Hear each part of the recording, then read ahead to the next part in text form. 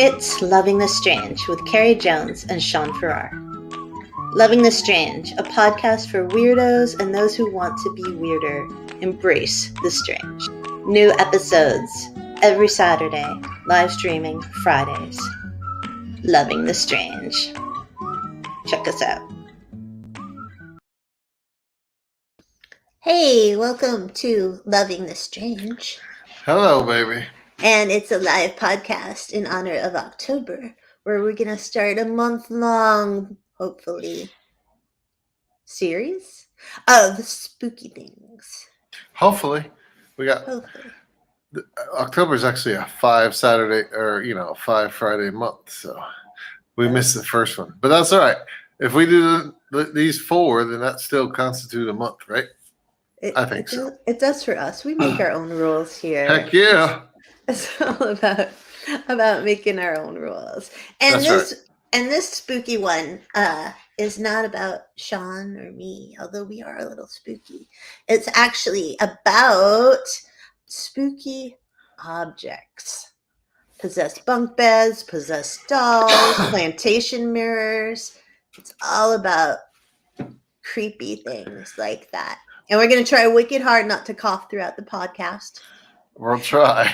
And we're a little high on cough drops right now, but it's all gonna be good. I feel like I should put my mask on. I know, I do too.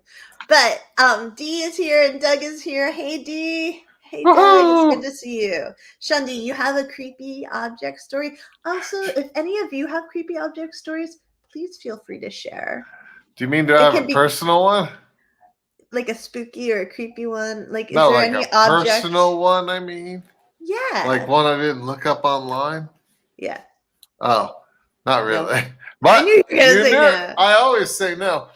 My only creepy object one was, and I really don't even want to talk about it because I failed her. I failed her. Was a doll from Redwood. Tell us about the doll from Redwood. Well, I used to caretake at this property called Redwood.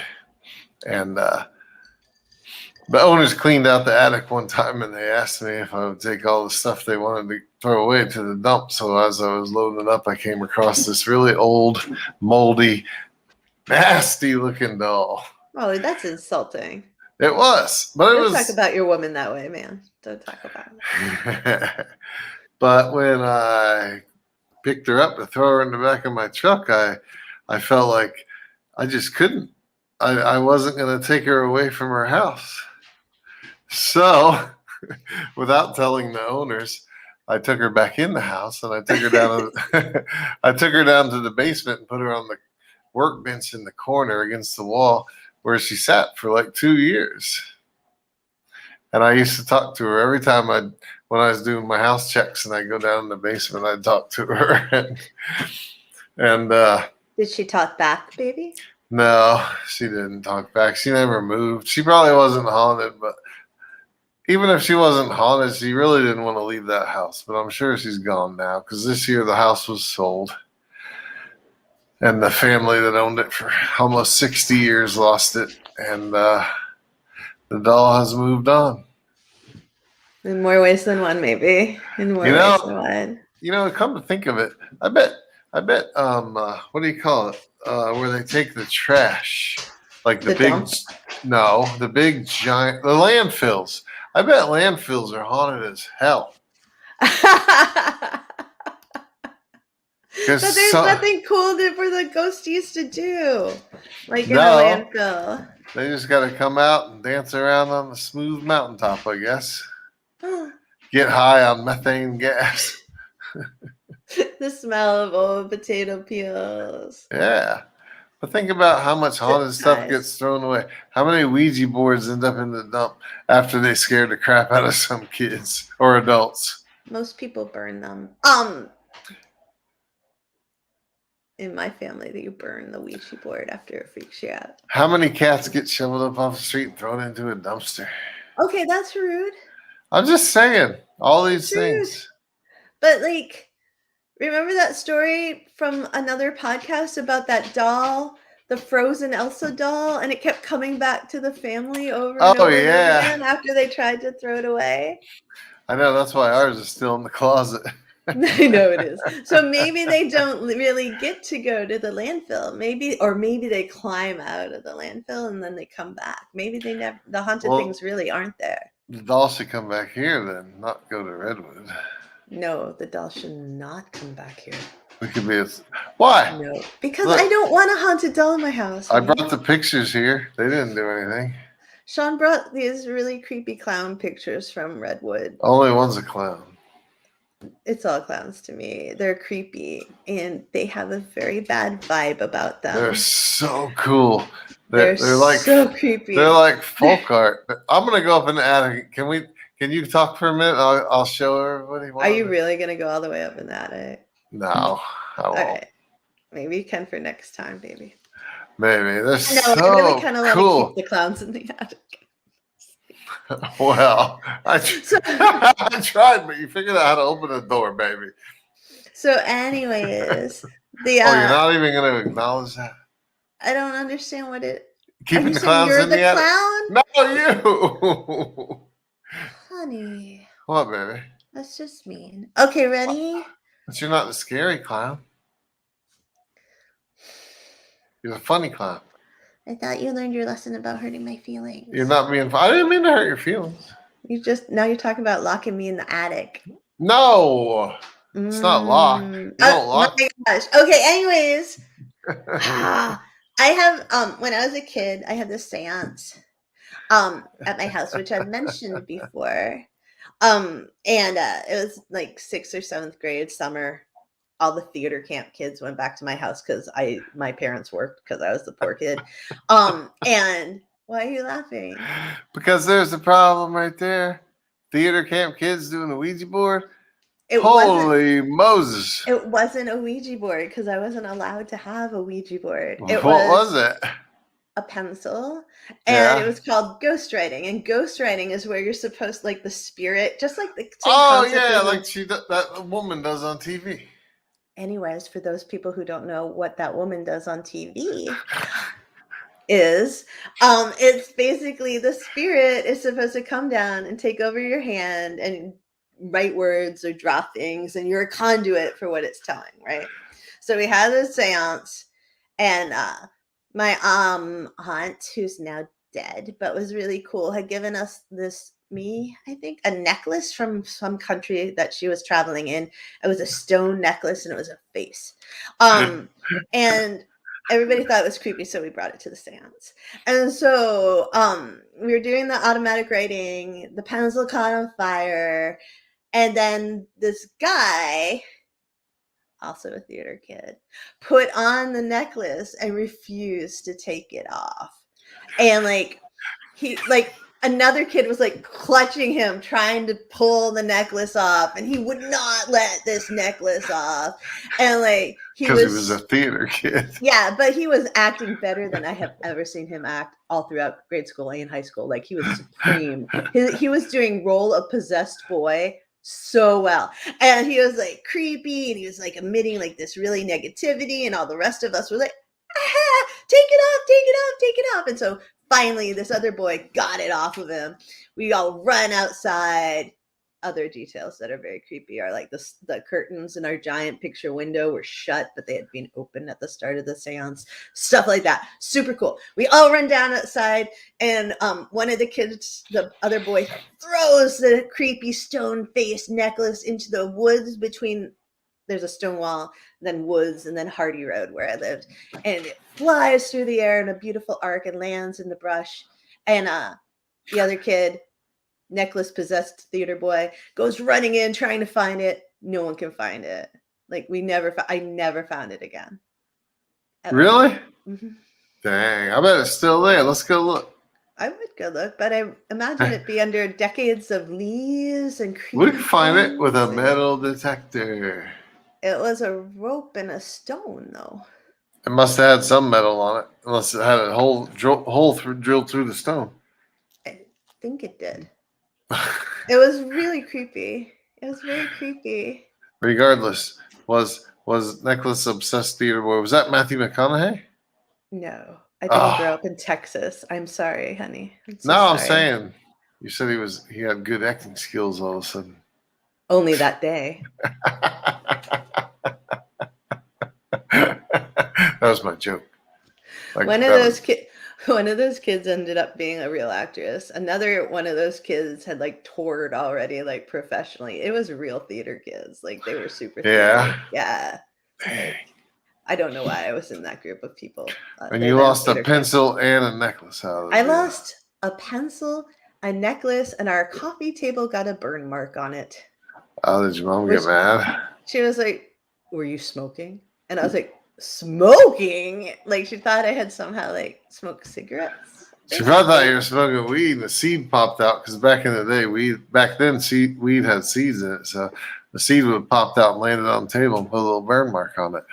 There's no way in a million years that my mother thought I was smoking pot. Oh, okay. The cigarettes were a mighty stretch for her. And she wasn't even mad. She was just like, "You just need to tell me." And so then I had to tell her the whole seance story. Did you tell her? Oh, yeah. What'd she say? She was like, basically. Because the house was creepy. It was a creepy house. It was creepy. Do you think your mom thought it was creepy? Yeah. Yeah? Yeah. I think as soon as my stepdad died, my mom started thinking of ways to move. Oh, really? Yeah, like there was like a window. It was a ranch, and there was am I boring you? There was a window. No. There was a window where the little dining room table was. Like, it had a little kitchen and then a little dining room. And they're kind of connected.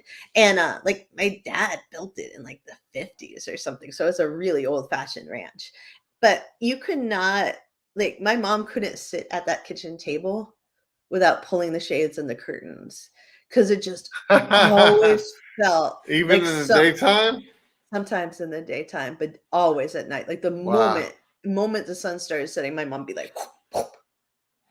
And you could feel like this creepiness. And the house caught fire like a million times in weird ways. Like you sure you didn't have like a stalker neighbor? Well, there weren't back then any neighbors really, except the kennel across the street. No. The kennel? Yeah. Oh. Yeah. Was that noisy? I never noticed it. That's good. No, yeah. But no, it was a creepy house. Like it caught fire one time when I was in 5th grade, and I had been doing automatic writing, and I wrote a story about a girl who lived in our house, like the property before our house was built, and she got burned, and her house burnt down, and that's how she died. And so that story freaked me out so much that I threw it in our wood stove, which is not something you're supposed to do with paper. And so the paper went up into the whatever that thing is in the wood stove. Yeah. And it caught fire, and then our attic caught fire. Well, the crawl space, because it wasn't a real big house. The crawl space. Oh, so you basically had a chimney fire. Yes, we had a chimney fire. And I saw this orange glow on the snow, and I felt forever guilty about it because I knew it was my fault. And when they were digging a well, something landed on our roof, and our roof caught on fire then. Like, it was always lightning hit the house like a trillion times. It was a creepy house. I guess so. But I think the chimney fire was inevitable, baby. Whether it was then or later. My mom said you're not supposed to throw paper in the fire because paper is fine, actually. It's things like magazines and stuff that are coated with all kinds of chemicals that you're not supposed to put in there. It was a yellow legal pad paper. That's all right. Are you saying it wasn't really my fault? Hell no, it wasn't your fault. After all these years of guilt? Yeah. Okay. Creepy objects. Your guilt. If I could put all my guilt into some sort of object, can you imagine how haunted and possessed it would be? I want to see it in like one of those. Oh no. Like a dog toy or something that can just bounce around on the ground out of sheer frustration and guilt. And like, because there'd be so many like different kinds of guilt stuff in there. It'd be like a star inside of a little ball. Have you ever noticed like dog toys are never the haunted object? Why is that? I don't know. Because dogs ferret it out right away. Oh, you think so? And then they throw it off the porch and you never see it again? I don't know if they'd get rid of it, but they'd be like growling at it and probably trying to chew it up and all kinds of but stuff. when you'd be like, oh, look at the dog happily playing with his dog toy. It's growling and biting. And I don't know. If it was like not biting and it was standing a foot away, just like all the time, I might be like, okay, we're getting rid of the dog toy or the dog, one of the two. Do you want to talk about a haunted object that's not from our own life, or do you want me to go first? What do you want, babe? You go first. All right. This is from ranker.com, and it is one of my most haunted stories ever. And allegedly, it was in the 1988, one of them, 1988 Unsolved Mystery episode that was, quote, so scary that it rarely re-airs today. What? Ooh. Jeez. Scarier than Zach Baggins. All right, so. Hey, don't make fun of my boy, Zach. I didn't say I didn't make fun. All right, so anyways, there's this family, and the matriarch and patriarch were Debbie and Alan Tallman, which is a great last creepy name for creepy things to happen to you. Yeah, it is. It's like, I saw the ghost who was a tall man. The tall man. Right. And so according to this article, the Tallmans, it feels like it should be tall men, doesn't it? But the Tallmans had like every trope from every horror movie at the time happening in their house, right? Like, but what it was is they bought bunk beds, right? They bought bunk beds? Yes. Were they used or new? They were used bunk beds, and they bought them from a secondhand store. Their life prior to this, this was the catalyst in their story. Prior to this, their whole life had been normal, right? Like just chill. They're happy tall man, right? But then they get the bunk bed.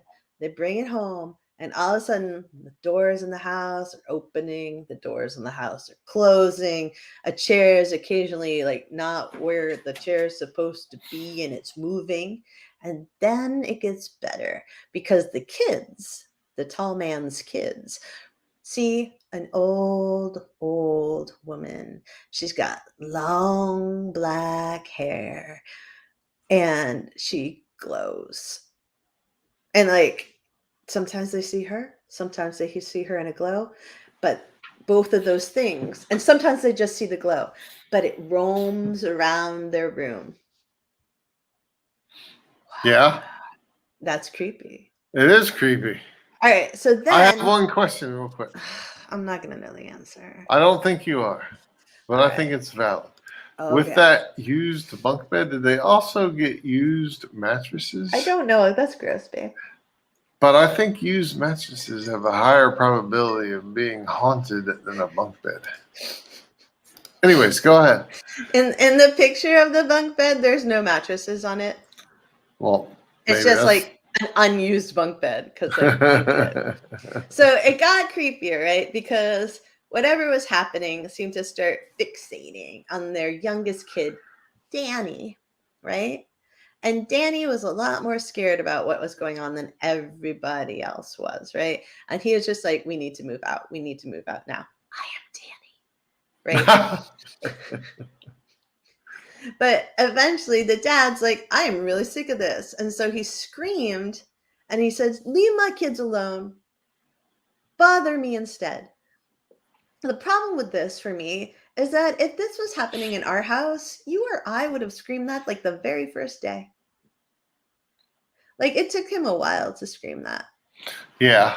I'm like, why did it take so long for you to do that? But anyways, so he screams at it. He's like, leave my kids alone.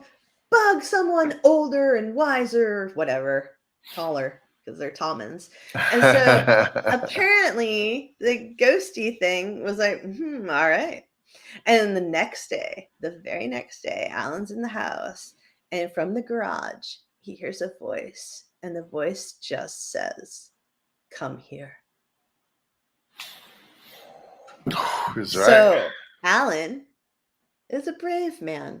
So he goes into the garage, and he sees a fire. But it's just not any fire. There's a fire with red eyes in it, and fog is rising from the floor, and the fog turns into more flames, and the voice goes, "You're dead."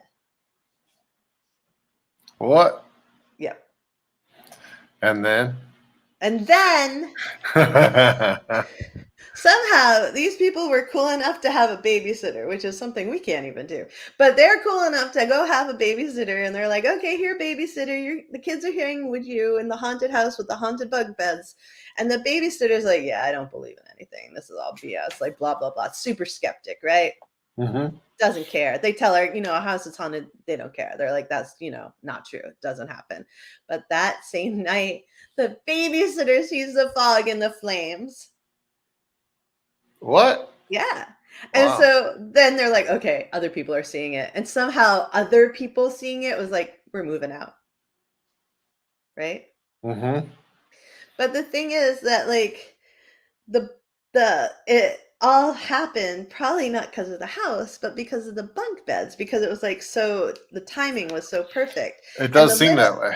And the littlest daughter, like as soon as the bunk beds happened in their house, like started having these dreams over and over again about witches and fires. And they're like, "Oh, it's just her overacted imagination." But then her brother started having those same dreams. And then Alan, the dad, gets this sinus infection. He has to go to the hospital because it was so bad. The mom goes to the hospital too, leaves her mom in the house to watch the kids, right? Mom falls asleep on the couch. I don't know how, but she falls asleep on the couch, and she wakes up and there are red eyes staring at her. So she's just like, "Yeah, I'm never coming back here again. You all need to move." And so like it's just amazing because like it was just like all these different people having these things happen, which is what part of why it's a cool, scary story, because there's so many witnesses. Right. And then also they like it it's just so weird that it happened, and there's so many different aspects to the story. Like one of them is like Alan, after he heard the voice calling and saw the red voice, and then he saw the fire, but then the fire disappears at the end of that. Their radio would turn on by itself and change stations. That used to happen to me as a kid. We never moved. Did that ever happen to you as a kid? Like the radio change stations? No. Yeah, and turning really. on. My radio and my TV used to turn on. No, I don't think so. Not that I remember. Really? Yeah. Huh. So, and then they eventually got a preacher, and the preacher's like, "Yeah, this house has a demonic presence. You should Did they ever move? You could come to my church." Well, eventually they were smart enough to figure out it was the bunk beds, right? Oh, did they get rid of them? And they got rid of the bunk beds. And then did stuff stop? Yeah. Oh, wow. Yeah. See, that's really important. And also the original house that they had moved out of, bringing in the bunk beds, like a new family moved in there, they never had anything happen to them either. Oh, well, it must have been the bunk beds. Well, that's the theory. Did they burn them? I don't know how they got rid of the bunk beds.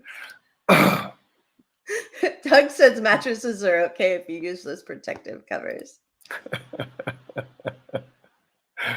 Yeah, and we have some of those titanium lined mattress pads here. Oh, we do, don't we? From when we used to rent the house? Yeah. Yeah. And Carrie said, "I have a Welsh dragon carved out of coal that came from a mining disaster." It's neatly creepy. That sounds I'm sure cool, it is. actually. It does, because coal seems like one of those materials that just naturally begging to be haunted. Yeah. Like so creepy. Maybe the dragon flies around at night. That would be amazing, actually. Yeah. So yeah, that's the story of the haunted bunk beds, babe. That's a very interesting story. And we've all learned, be very careful when you buy used furniture. That's true. You never know what you're bringing in your house. No. Good Lord. And that includes clown paintings. I didn't buy it. Be very careful when you buy or bring used objects into your house. How's that? It was given to me out of goodwill and love, so it's all good. No, it wasn't. They're like, we need to unload these creepy clown paintings on someone. Okay, Sean will take maybe it. the paintings had nowhere else to go, and I expressed a love for them, like an unnatural love. It is a little unnatural, honestly. He goes up in the attic several times a day. Honest to God, I've thought about them probably twice since they've been here. Don't insult them like that. They'll hear you. They're beautiful. Beautiful. They're worth a lot of money someday. I'm gonna cough, so can you tell your story? Oh, my story is about the Devil's Rocking Chair. Nice job.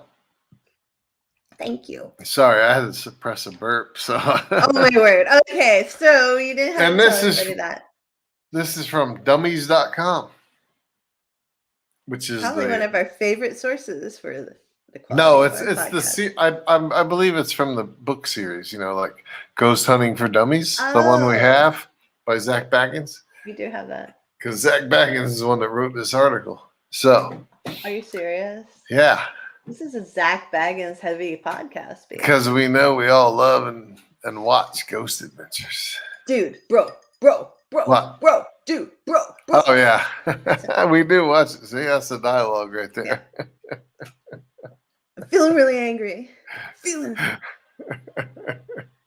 Oh, yeah, that's Zach. Anyways, so this... Wonderful. He's a wonderful human being, I'm sure.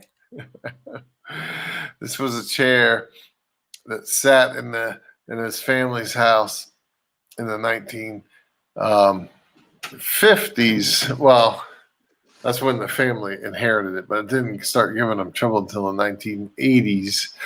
When was he alive then? Who? It was in Zach Baggins' house. This chair? No. He purchased this. Oh, all right. For his museum. I think he owns every haunted object in the world now, as like I said earlier. He doesn't own the Hope Diamond or anything like that. But that's anyways, scary. Okay. In 1980, this 11-year-old boy, David Glatzel, supposedly became possessed by a demon. And one night he awoke screaming, claiming he had been visited by a man with big black eyes, a thin face with animal features, jagged teeth, pointed ears, horns, and hooves. Vampire? Just a demon. Oh, okay, sorry. So shortly after that, David became quiet and withdrawn. And David's older sister asked her fiance, Arn Johnson, if he would stay with the family for a while and help, kind of be a male figure for David. A role model.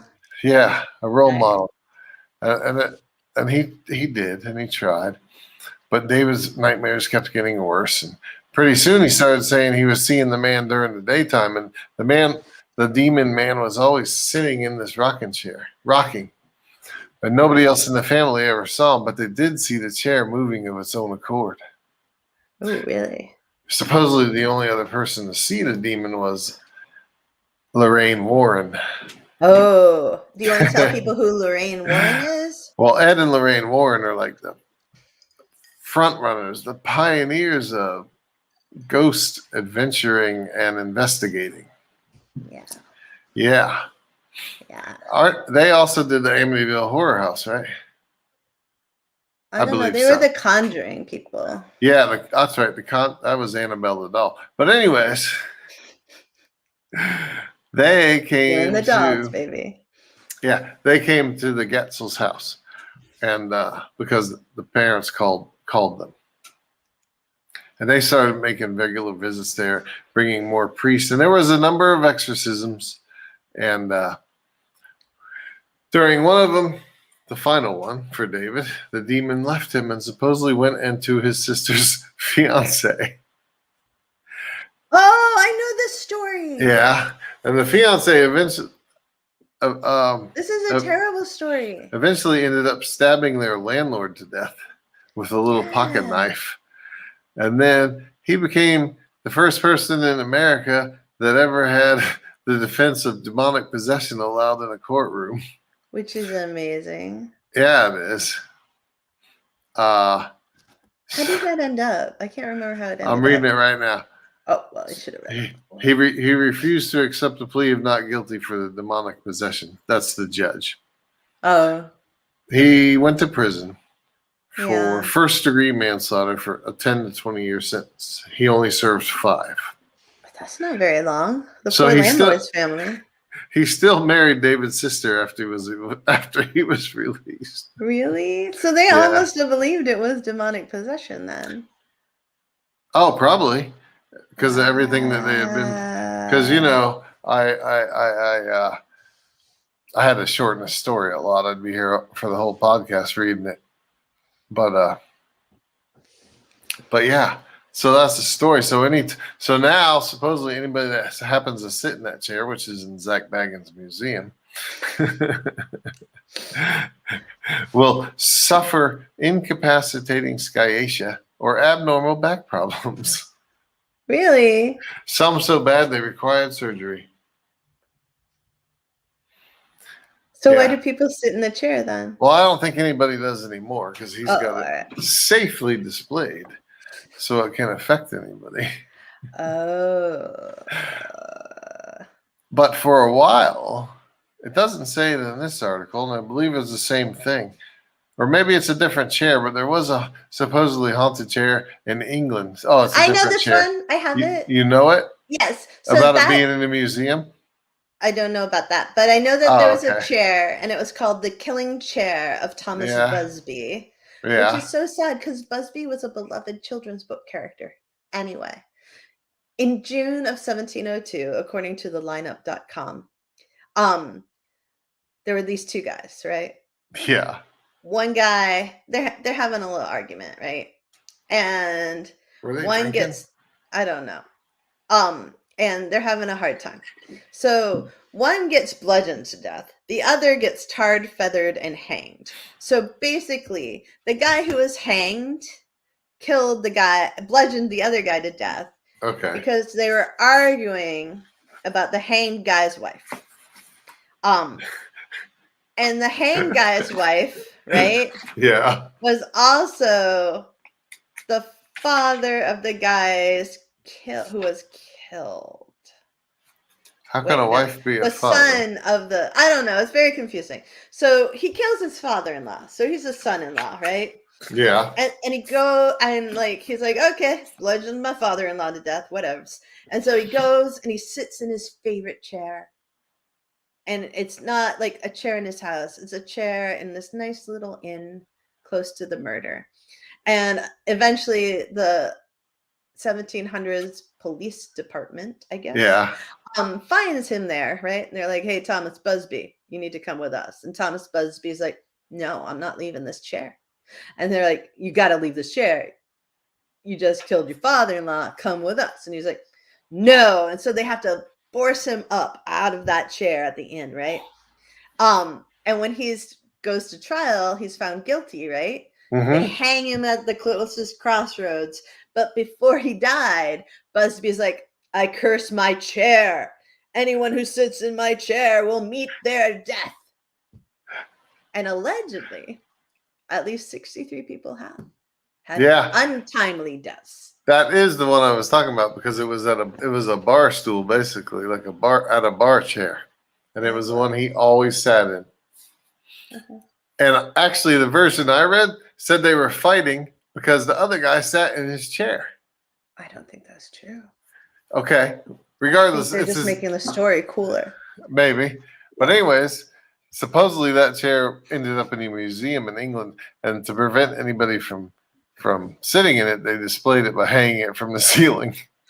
Oh my gosh. I have a picture of it, actually. Of it.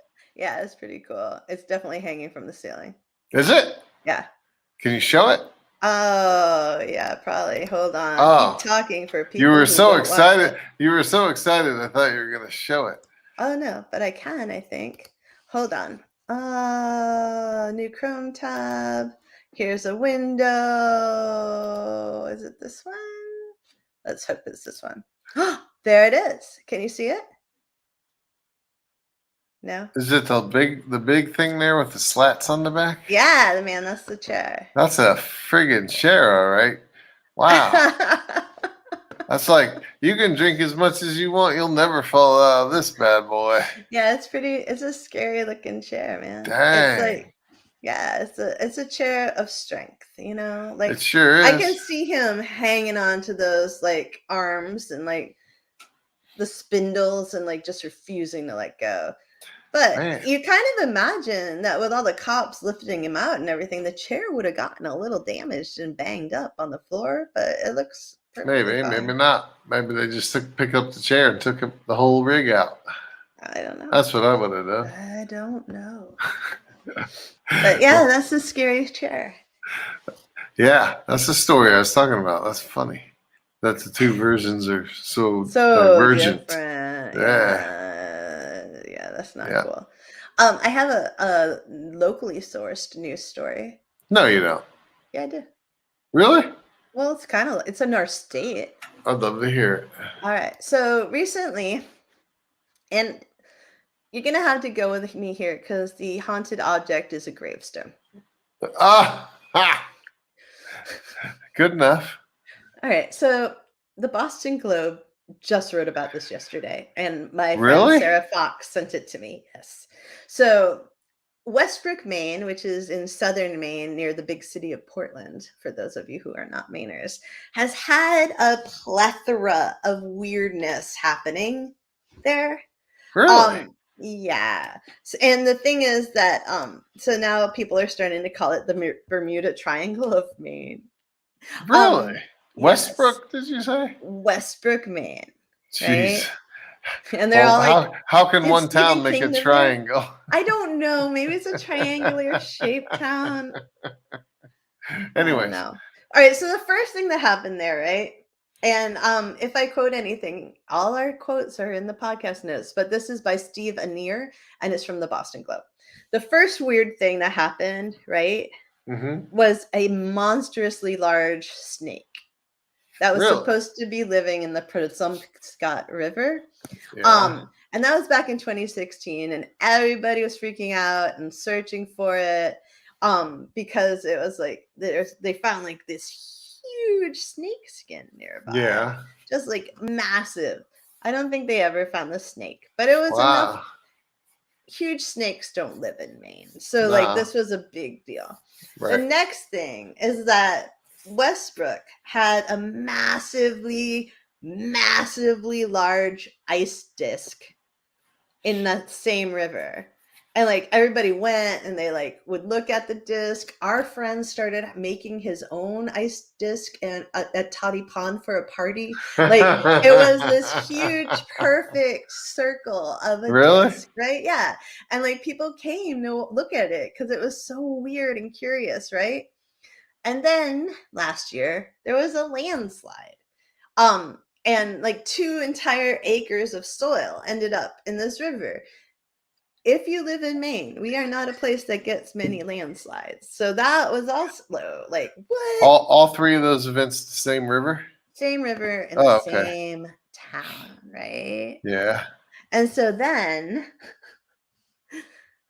this week, a 19th century gravestone is just all of a sudden in the middle of a rural road. Not just a rural road, but a winding, semi-deserted rural road. How far away from the cemetery? Really far. Nobody knows how it got there. Like the police didn't even know what cemetery it belonged to initially, I think. And so the police chief, Sean Lally, who's worked there for over 20 years, said, there's definitely been some strange things over the years in Westbrook. It's kind of like the Bermuda Triangle up here in Maine. I don't know if they'll do a Twilight Zone episode here or what. Does that show still exist? I don't know. But there are some odd things that go on. We're going to rival Salem, Mass with all the stuff going on here. So anyways, what? Nothing. So the police were at such a loss, with this haunted gravestone that appeared in the middle of the long and winding road, that they wrote on Facebook a post asking for help. And the post was like, well, this is a new one. This apparently legitimate gravestone was located in the middle of Methodist Road this morning and turned into us. And it's the gravestone reads, Ms. Mary, wife of David Pratt, died something 21 1840 at age 59. Huh. And then the update said, at this point, our best lead is that it came from the Old Baptist Cemetery in Yarmouth. So it's came from an entirely different town, they think. Wow. We're coordinating with Yarmouth Police Department to see if that's the case. We appreciate all the information provided. We'll give a final update. Huh. Did they? No, that's the last thing, right? Yeah. But if you look on Find a Grave, which shows where everybody's buried, all my relatives are on Find a Grave. They did indeed show that there's a David and Mary Pratt at the Old Baptist Cemetery 15 miles away. Really? Yeah. Dang. But That's it's crazy. the best lead. Although the gravestone picture that shows up on Find a Grave is not the same gravestone that's in the middle of the road. Oopsie. Yeah. So they're I don't know. They don't think it was vandalism. They don't think it was nefarious. They just don't know what happened. They're maybe they took nefarious. it out. Yeah. They're maybe when Mary's husband died, they took her gravestone out and put the joint one in. But that still doesn't explain why it's in the middle of the road. After 160 years later. Well, when was the last time it was spotted at the cemetery?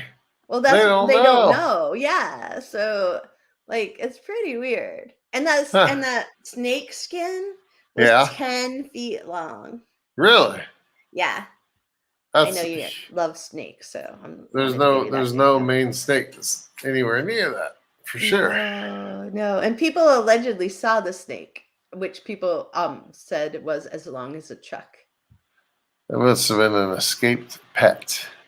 I guess. But I think at that time, I remember them being like, has anyone lost their snake? We're not going to press charges. I'm sure they were. That's funky.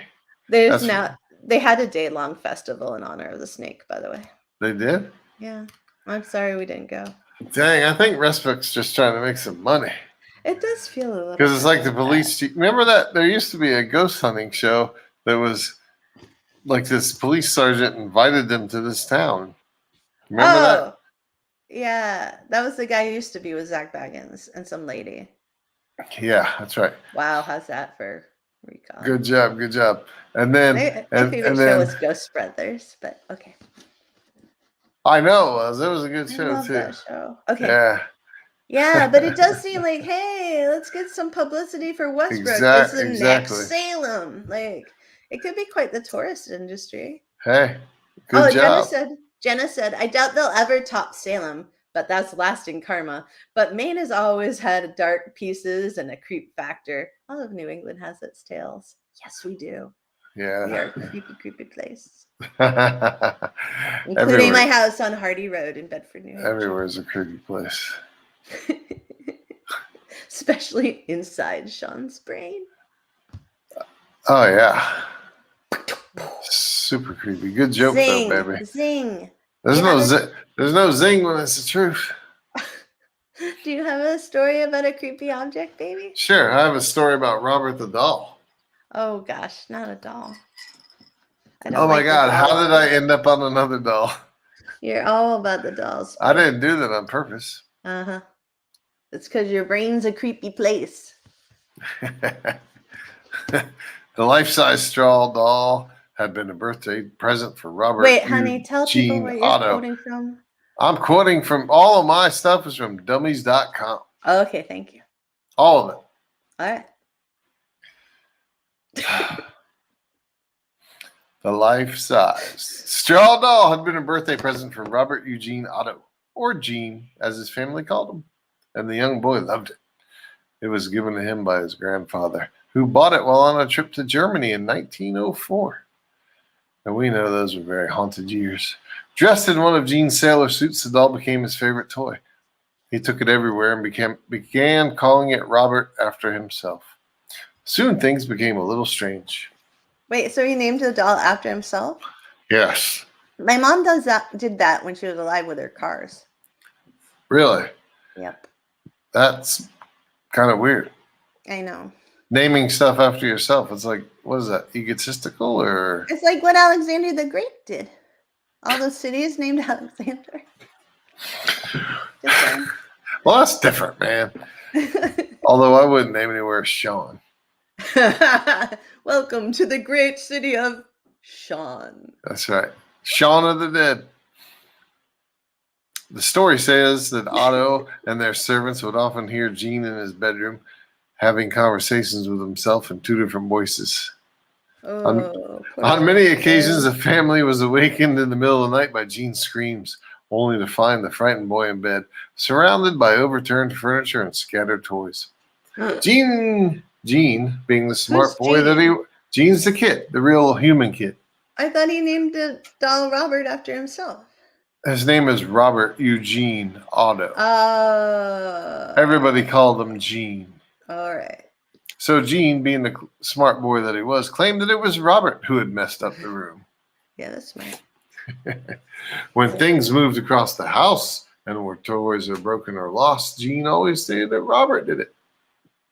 And while the parents didn't quite believe the boy, they were unnerved by the strange events and bothered by stories told by the servants of hearing small footsteps and laughter in the house when it should have been empty. People who passed by the Otto house at 534 Eaton Street, in Key West, Florida. There you go, babe. Even claimed to see the doll staring at the window at them. When cool. Gene left home to study art, Robert was moved to the attic, Robert the doll, where he remained for many years and got bitter. Uh-oh. I added that. See, that's why you never put your stuffed animals away.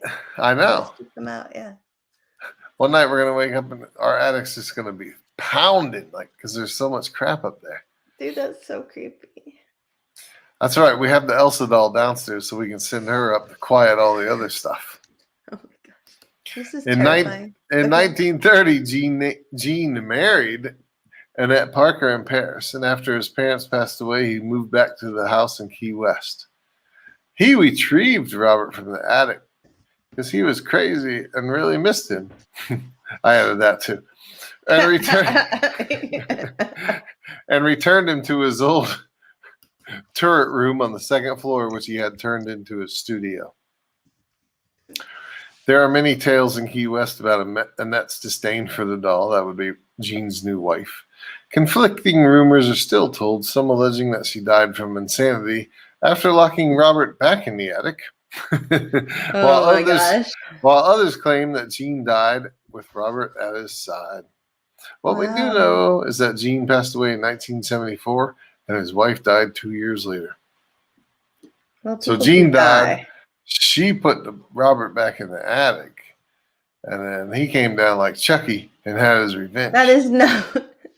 There was a movie about Robert. Did you know that? Was there? Yeah. No. Yeah, there's definitely a movie. It was called Curse of Robert the Doll. Well, Robert stayed with the house when it was sold to Myrtle Reuter, who owned it for the next 20 years. Ooh. Those who passed by the house always saw Robert looking out the second floor turret room window. Maybe because Myrtle had set him up there. Makes sense. Today, Gene's former residence operates as a bed and breakfast called the Artist House. And visitors can even stay in the old turret room. That's although it doesn't say if they have any experiences. That's cool, though. Maybe we should move on. Move on to what? No, there is no such a thing. I have not yet spoken about Annabelle. No, go ahead, baby. All right, I'm just kidding.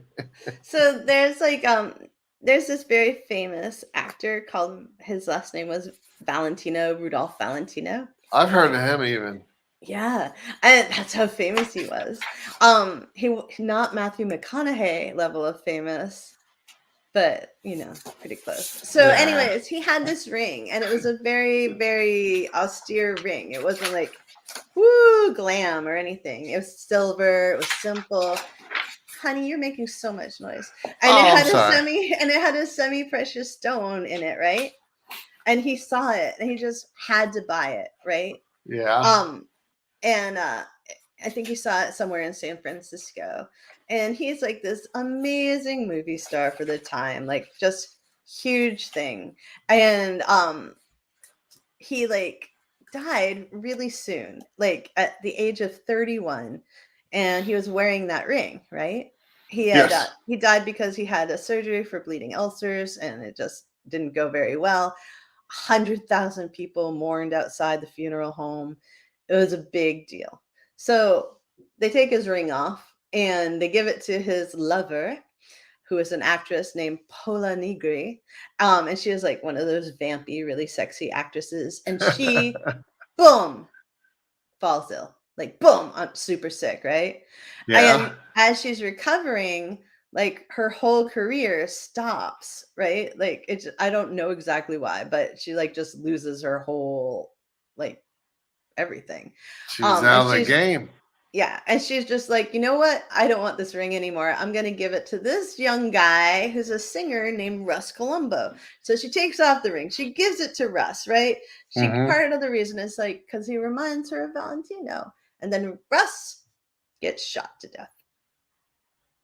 And so then the ring goes to Russ's friend, Joe Casino.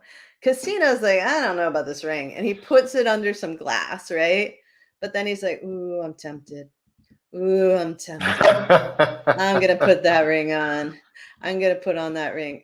Part of what is amazing to me is how this ring fit all these people's fingers. But whatever. It probably sized itself right to their finger, man. I do not know. So he puts on the ring, and then a week later, a truck hits him, and he dies. What happened to the ring? Did it fly off his finger? Land on some innocent woman's hand? No, his brother gets it. And his brother's like, yeah, no. Puts it in a safe, locks the safe. The safe's in his house. But then this guy named Jim Willis, not the Bar Harbor police chief, another guy named Jim Willis goes into the house to steal it. He steals it. He sets off the alarm, and when the police get there, they shoot and kill him. And inside his ring? Yeah, in his ring, in his pocket, man. And so they're like, okay, we're gonna put that back in the safe.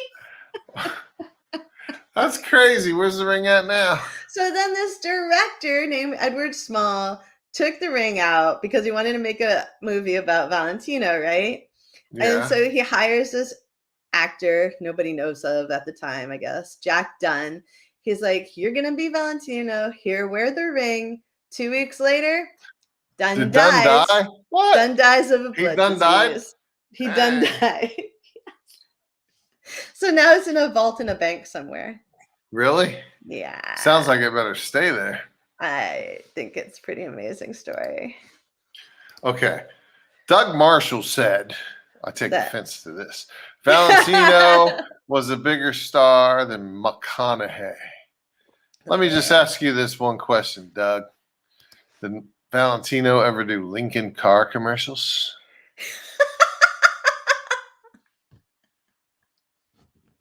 Did he have a catchphrase like, all right, all right, all right? That's right. Yeah.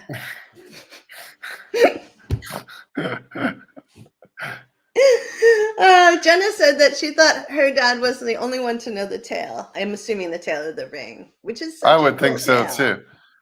That's pretty cool that somebody, in this case Jenna, heard about it as like a story your dad tells you. Yeah, exactly. Like an urban legend kind of format, right? Yeah. So it's been around for a while. For a long while. I mean, right. Yeah. And that's so cool. Well, I mean, it was so long ago that Valentino was in the silent era and of movies and how, it's old. Another old cursed object is the Hope Diamond. Yeah. Yeah, and that one, we live in Bar Harbor, and that one has a big Bar Harbor connection, right? It does. Because these two people, if I mess up this story, tell me, honey. Um, Never, babe. Too young. All right, so Bar Harbor for a very long time was the ritzy ritz of the ritziness, of the Gilded Age, and people like the Rockefellers and the Astors and all these super famous people, Shaws, like would come here in summer, right? Yeah. They would have summer cottages, but they're really mansions, and they just hang out for the summer and party. Basically, and go into our national park and party some more. And So they created the park. Those people. they also created the park. So two of them were married, and that more than two of them were married, but the specific two was Evelyn and Ned McLean, right? And they first their wedding present, they get a mansion. Like, these are pretty freaking wealthy people, right? Yeah. And their lives just went down into like horrible stuff, like scandal and madness and total ruin.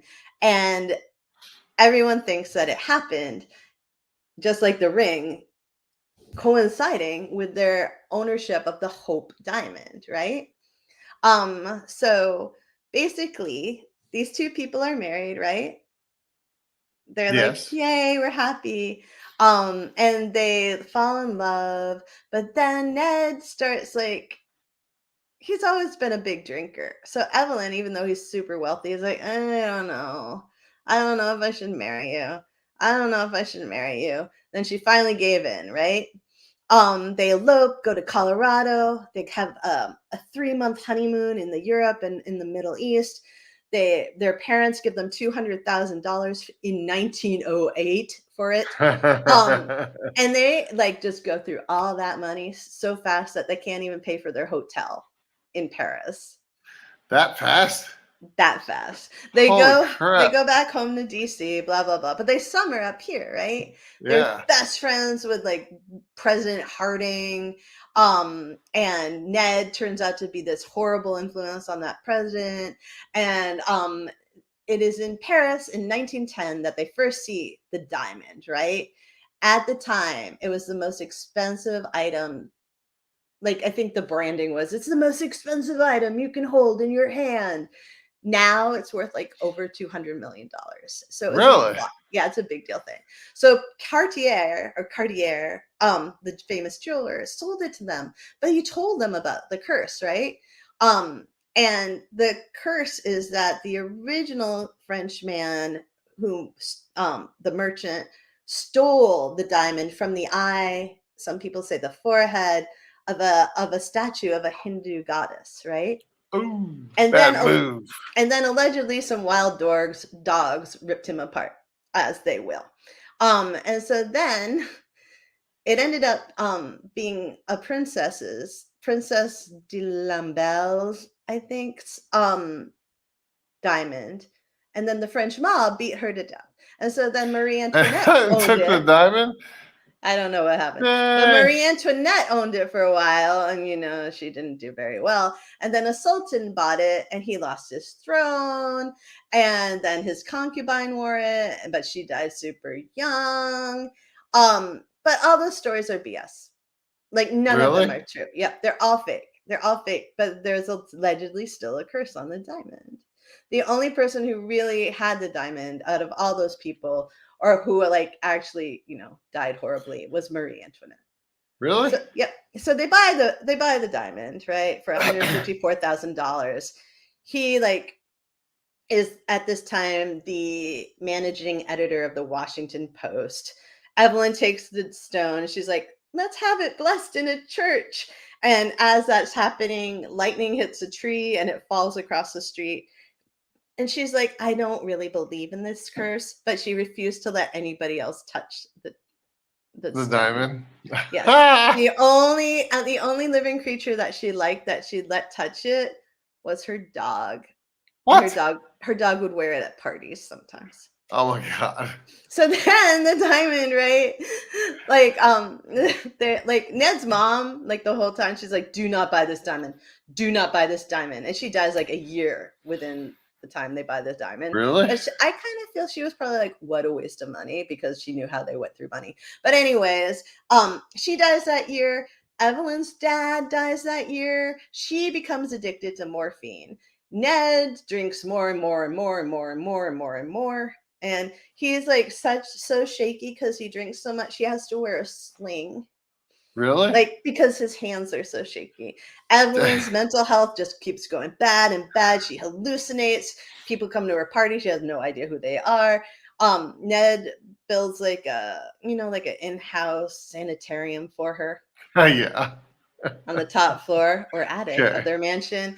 And then they got so paranoid that they basically hired bodyguards for their firstborn son to watch over him, because they were positive that the diamond was going to curse them. Why didn't they just get rid of it?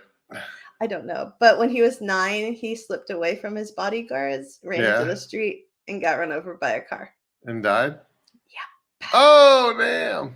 And then later, their daughter wears a diamond to her wedding. She's 19. Her husband's 57. And he was a jerk. He was a Nazi sympathizer. And so she kills herself 6 years into the marriage. I don't think you can blame the diamond on that one, though. Nah, that's a stretch. I agree. But many people think that Evelyn's true curse was Ned, because Ned was such a mess. That's funny. He peed into the East Room fireplace of the White House. That's what a mess this guy is. Why did he do that? Because he was drunk, hanging out with his president friend, and just didn't feel like going in the bathroom, I guess. I'd do that, but it would be dependent on who the president was. And then he also got this bear. It was a trained bear, allegedly. He brought it. He bought a bear? No, he brought a bear to a brothel in Florida. Yeah. And it mauled like ladies inside the brothel. What? Yeah, this is what kind of guy this guy was. Why would you bring a bear to a brothel? I mean, why would you bring a bear anyways, but anywhere, but dang. Jeez, that guy was crazy. Yeah, he had like he was hanging out with the Attorney General, Harry Doherty, and Harry was like this guy who had like 24/7 parties at his house, which he called the Love Nest. And so Ned, I bet he did. Ned brought some prostitutes to the Love Nest and called bears. And potentially a bear, but I can't verify that. And people started throwing things at each other. Yeah. And then someone bottle hit one of the ladies in the head, and she died. And that was a fault of the Hope Diamond? There. Yes, and the president was there. Which president was that? Harding. It was Harding. Oh, it was Harding? Harding was naughty. I think this is all in that book we have. Yeah, actually. There is a book, Bar Harbor, Babylon. And afterwards, so Evelyn dies, and in her will, she gives the diamond to her grandchildren, but they're like, we have no money from them, so they sold it to the jeweler Harry Winston to pay her estate taxes, and then Winston gave it to the Smithsonian Museum of Natural History, where he can't. It still resides? Yes, it's still there. That's cool. Yeah. They have it locked up in a curse-proof plexiglass box. I've seen it. It is in a box. Have you seen it? I might have seen it. I've been to the Smithsonian. Wow. I don't remember it. Yeah. Oh, wait. Let me see. What's in my pocket right here? Just kidding.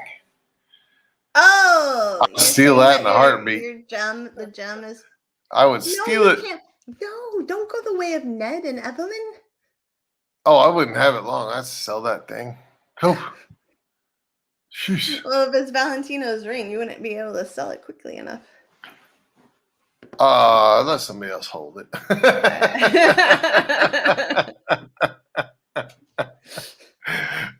like, hey kid, come over here. That's right. Come here. I need you to put this in your pocket. Hold this rock candy. Anyways, do you have anything else you wanted to say about spooky objects or cursed No, objects? but I wish I had one. You want no, don't. I want some tangible piece of the paranormal. I don't want we have that. such a nice life. I don't want bad stuff. You know? I kind of feel like the word cursed or spooked. I said tangible piece of the paranormal. You're right. It's about cursed objects, but I just want something that's like funny, like Harry Potter. Like I want a picture that talks to us or something. Oh, that'd be nice. You know what I mean? Yeah. I want a picture to hang on the front deck that asks you the password to get in the house. That'd be cool. What kind of lock system would that be? Amazing. We should do that. We could sell 100,000 million of those to Stephen King. Who? Anybody? A portrait of the homeowner, whoever. And they say, my word. What's the password? It's like a hologram. And if you say the right password, the electronic lock opens up and lets you in. Do you only get 3 tries before you're locked out forever? Don't anybody steal my idea, okay? Oh, no. Yeah, it's like an iPhone. If you screw up too many times, you're permanently banned. Ever. You can never go over your friend's house again. You got to get like a court order to get in your own house. Jenna said, if you want to learn more about haunted cursed objects, look up Lorraine Warren, which we briefly referenced. You did earlier. Yeah. She has some tales. I'm sure she does have some tales. Jeez. I know. Those two definitely got into some crap. Hey, I've kept it clean tonight. No explicitness. I know. And our chat has been much quieter. Maybe you need to not be quite so clean. I'm telling you. I think you're right. We were too sedate. It was an experimental podcast tonight. And then the experiment was, can Sean behave? Do people react better when Sean behaves or worse? And apparently better. More. They react more. When you next week, please join us for ghost sex and demon domination. That is not. Oh my God. Your brain is a creepy place. Oh, all right. If there's one, never mind. Yeah, don't go wherever you're going. Why don't you say thank you to everyone for being so lovely to share a little bit of their time with us? Thank you so much, people, for sharing an hour of your life with us. John Bell says, now we're talking. I know he was quiet the whole podcast. Now we got next week's episode's context. Can we talk? Will Facebook let us talk about ghost sex? Heck yeah. I don't know. Somebody's going to report us. So the people have to go to another platform besides Facebook. No, we don't want to make people work. Look, there are plenty of those stories. All right. I know. Right. You're going to do all the research. That's like my one big dream, really. Really? Like ghost sex. You're saying this in front of your wife. No, that's like my paranormal. That's like my proof of paranormal right there. If you're laying in bed next to me and I'm virtually being raped by a ghost, I know it's real. God. I won't enjoy it. Trust me. Oh my God. I will not enjoy it. I'll be screaming in my sleep.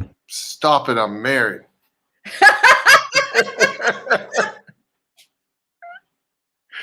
Oh, no.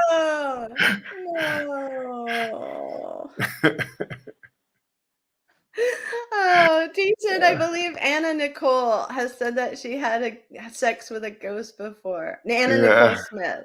Yeah, maybe. Okay, maybe we can do it, but I don't know how we can do it. We'll do it.